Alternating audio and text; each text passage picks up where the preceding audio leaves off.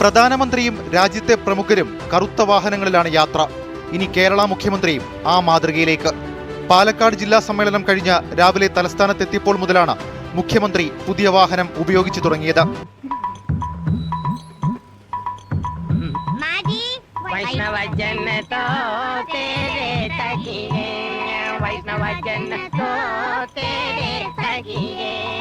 ആദ്യ യാത്ര വിമാനത്താവളത്തിൽ നിന്ന് AKG സെന്ററിലേക്ക്.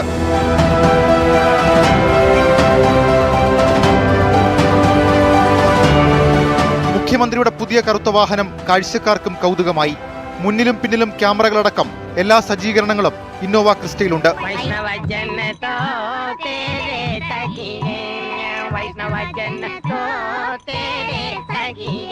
മുഖ്യമന്ത്രിയുടെ വാഹനവ്യൂഹത്തിനായി പുതിയ 3 ഇന്നോവ ക്രിസ്റ്റ കാറുകളും 2 ടാറ്റ ഹാരിയറും വാങ്ങാനായിരുന്നു തീരുമാനം. ഇതിലെ ആദ്യത്തെ വാഹനമാണ് എത്തിയത്.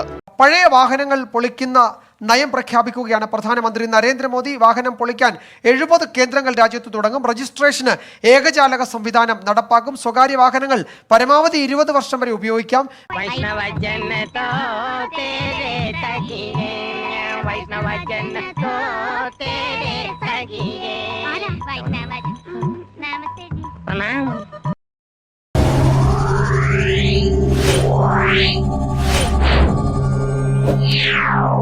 Yeah.